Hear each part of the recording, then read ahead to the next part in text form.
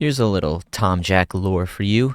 I live in the silver state of Nevada. Despite that, though, I have never once in my life gambled. When I turned 21, my family desperately tried to take me to a casino since I was old enough to do so, but even then I never wanted to. Hell, at my work there's a mini casino, and the only time I ever go there is because I have to pass through it to get to my boss's office, otherwise I would never step foot in there. I don't get the appeal of them. You're just going to a place knowing full well that the money you're bringing in will likely be gone by the time you leave, and I can't for the life of me understand the enjoyment in that. When I got my first job when I was 16, I drilled the thought in my head of being very careful with how I spend my money. If I spend more than $10, I have a panic attack. Unless, of course, it involves Makoto Nijima, then all logic flies out of the window, but that's different. Because of that constant saving throughout my life and the fact that I still live with mommy and daddy, I have the luxury of being somewhat disposable with my money, but even so, I'll never gamble any of it because it is nothing but a waste. So why the fuck do I have over 200 hours in Zenless Zone Zero? I just can't help myself. Every time a new banner comes up, I always end up going, holy shit, she's my wife, or holy shit, he's my husband, and suddenly I'm in debt to the CCP. I'm being slightly hyperbolic. As I said, I have the luxury of being somewhat silly and whimsical with my money, but god, that doesn't make it any more right. Let's go back and start from the beginning. Zenless Zone Zero. It's a free-to-play gacha game made by Hoyoverse and is, in my opinion, the best gacha game that currently exists. I've tried really hard to get into gacha games. I've tried Arkanites, Girls Frontline 1 and 2, Nikki, and even Genshin, but none of them were able to keep my attention long enough to even consider spending my money on it. I would also consider it to be Hoyo's best game, considering the only controversy this game has had so far was fucking Gooner 911, which lasted less than a whole day. I've kept my eye on Zenless before it even came out because the overall vibe and art direction of the game was looking pretty snazzy in my eyes. All of the footage you're seeing, by the way, is on PlayStation because I don't like playing games on my phones and I'm not downloading the fucking Epic Game Store. I already have America and Russia fighting another Cold War on my PC due to all the spyware. I don't need China getting in on the action too. When the game came out and I played it, it was love at first sight. Everything I could have hoped for. Everything I ever dreamed. Dreams I didn't even know I had were right there before me. How could I not do it? A goth shark maid? Who came up with this, and how can I personally go about thanking them? It wasn't Ellen alone that got me into Zenless. I was very shocked at how fun the gameplay actually was. My expectations were very low from the start. Arknights and Nikki had really neat characters, but the gameplay left a lot to be desired, in my opinion. It's kind of like a spectacle fighter like Devil May Cry or Bayonetta, but in a lot of ways more simplified, and in a lot of others, so damn complicated. You don't got a whole lot of buttons. You got attack, dodge, special attack, ultimate, and the character swap, which is also your parry, funnily enough. It sounds pretty dang simple, and it is. If you play the game just looking at those buttons, you'll get by at least enough through the story. But actually looking at characters' abilities and stats is when shit starts giving you a migraine trying to remember all these new terms and statuses that only apply to one agent. Let me just show you a character like Lighter to help you understand just how unnecessarily long some of these stat sheets are. Lighter is a fire stun character. You can probably safely assume what his roles in fights are from those two words alone.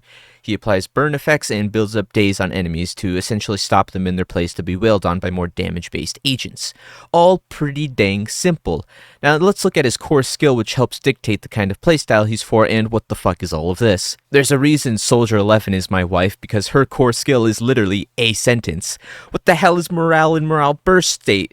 These weren't on any other agents. Is this some new core gameplay mechanic added to the game? Well, no, actually, it's very simple, and let me explain it in layman's terms, my little layman. Lighter builds up bar when he and agents do special attacks. When bar is at 80%, he can do special flurry attack that builds up stun and lowers enemies' fire and ice resistance, making him very useful with characters like Ellen and Bernice.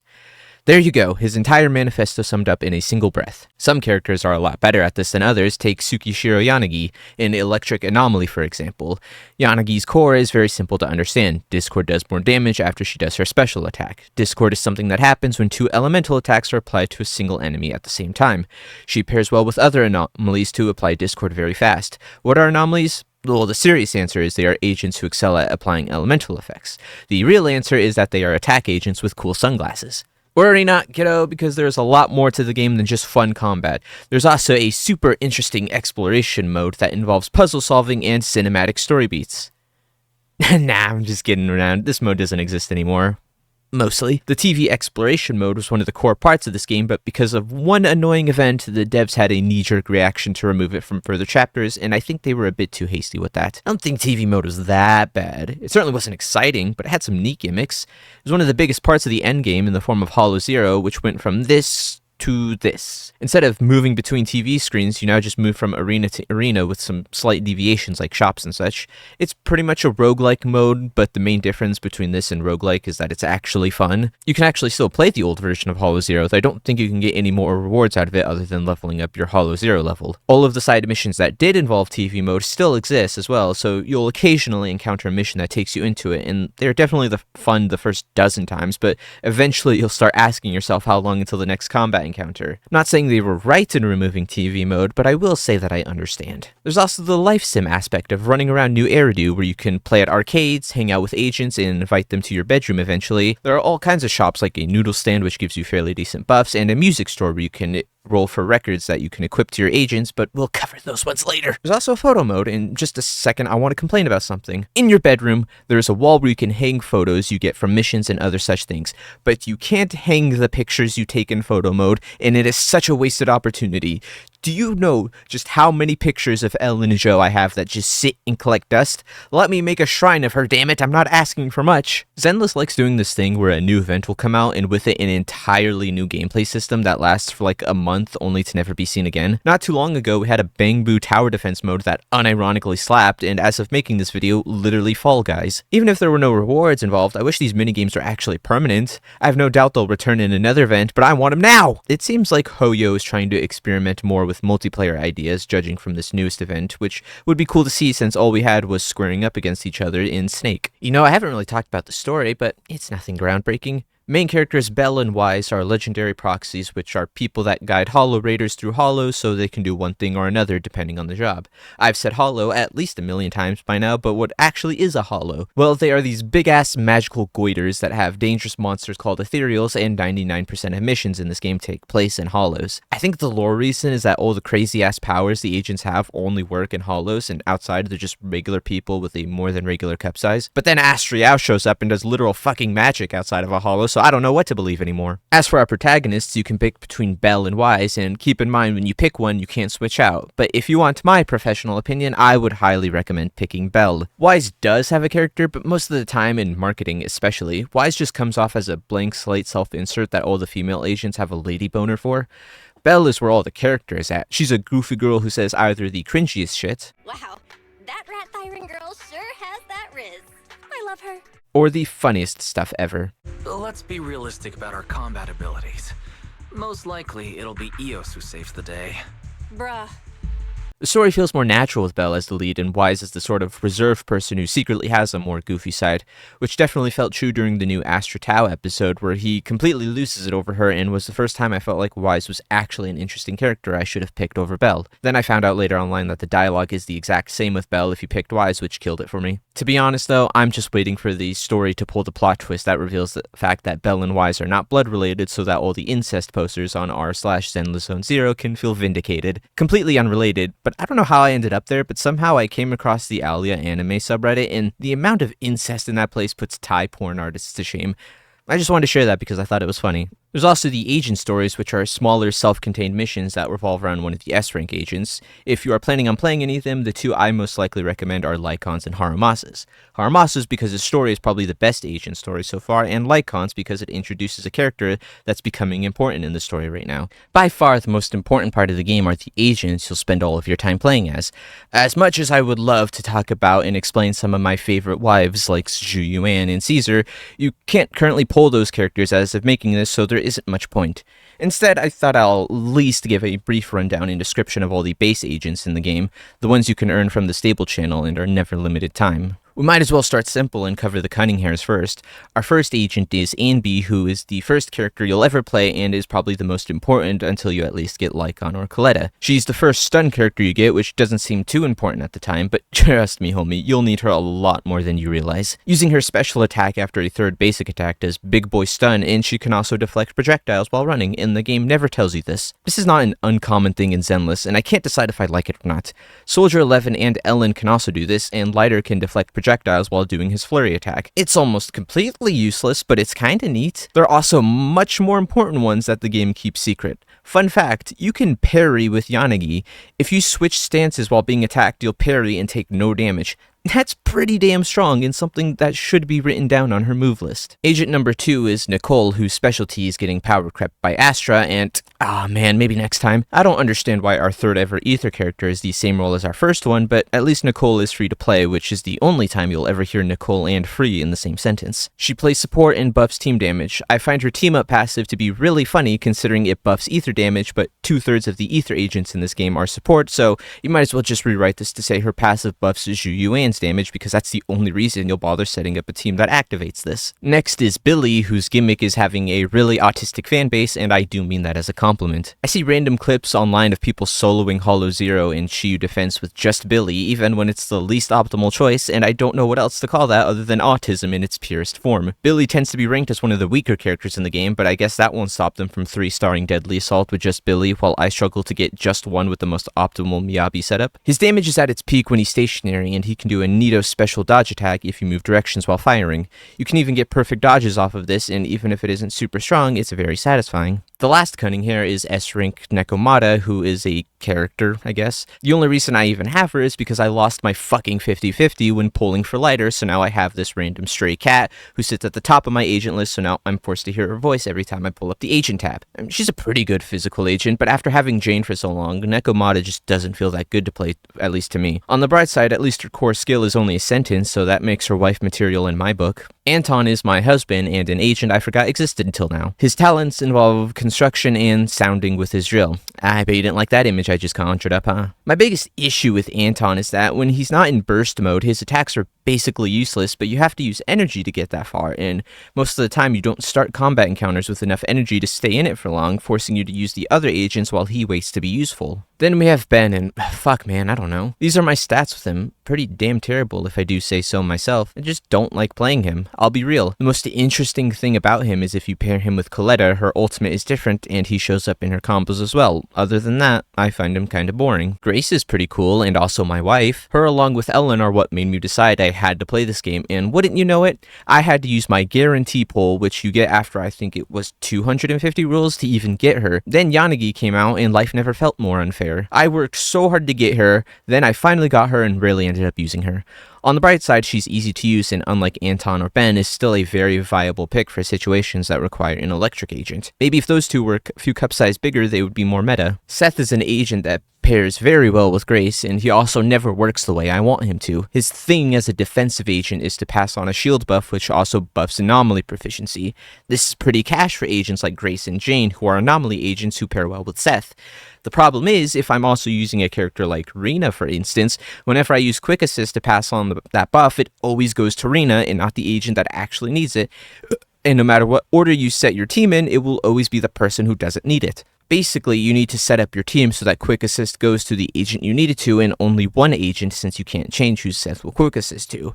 You can also do this with chain attacks, but it's not as common as Quick Assists. Now we're on to Corin, and her special trait is being fucking adorable. I never thought a gacha game of all things would be what awakens my paternal instincts, but now that I've met Corin, I will do anything to protect her. I almost don't even want to use her because my heart wouldn't be able to handle seeing her get hit. Other than that, the most important thing for Corin is to get her team up buff, because 35% more damage to stunned enemies is a lot more than you might think. Without it, she's kinda meh, but that's never mattered to me. If Billy players have shown anything, it's that meta is a word used only by the weak and uninspired, and we should all take a page out of their book.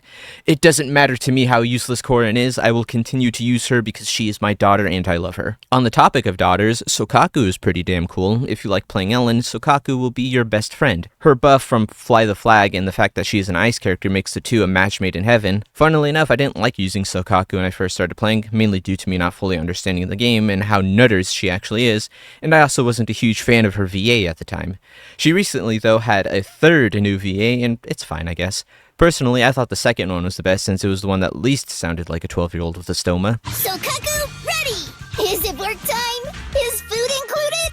Sokaku, ready! Is it work time? Is food included? Sokaku, ready! Is it work time? Is food included?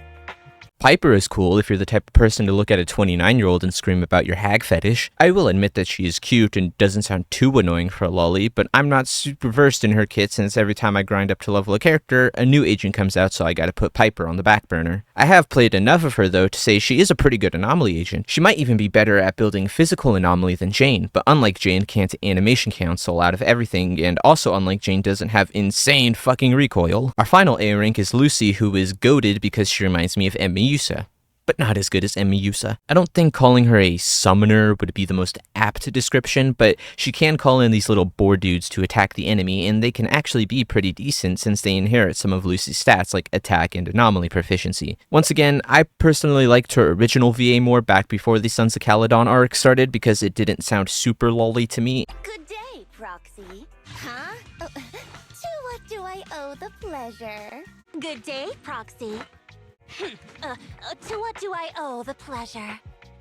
I've mentioned her a couple times, but Soldier Leffen is one of my favorite characters despite being the most simple agent and never appearing in the main story. At least yet! She has by far one of my favorite reoccurring jokes of purposely messing up the codename she gave you, and also has white hair, which is objectively the most attractive hair color, so her and Ambi get bonus points from that alone. She deals fire damage. I don't know, man, what do you want me to say? She's kind of like a rhythm game since you have to slightly space your attacks to make them do fire damage. Until you do your special attack, then you can just button mash like God intended. Our final agent of the day is Rena, who was my very first S rank and whom the game seems to think is my favorite agent because through pure luck, I've gotten both her and her engine twice. The engine was damn near back to back and I didn't even know what to do with them. Rena's main thing as a support agent is to buff her teammates' pen ratio. What's pen ratio? Good question. Pen ratio ignores a certain percentage of enemies' defense. It buffs damage, that's it. It just makes you deal more damage. At least it's easy to apply since all you gotta do is press her special attack or ultimate, then switch to any other agent and you get damage. Wait a minute, Tom, you're forgetting two agents. Yeah, I am. I used a word there earlier called engine, which probably sounded weird with no context, so I should probably mention those. When I say engine, I mean W engines, and in case you didn't know, the W stands for... Tegan, how the hell is a Wigga gonna borrow a fry? I'm just saying. Are you gonna give it back? How the hell can a Wigga borrow No, a fry? right, what are you gonna do? Give it back? I wasn't even shocked that he said the word. I was shocked because what are you gonna do? Give it back?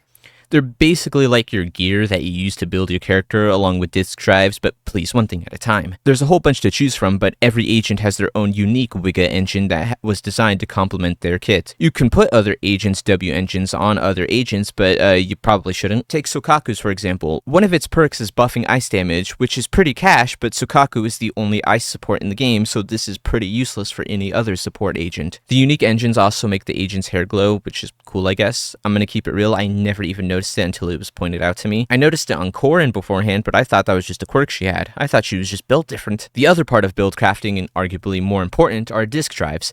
I cannot state just how important these are. At first, I completely wrote them off because, come on, 5% more damage? Pussy numbers and not useful. They are so much more than that.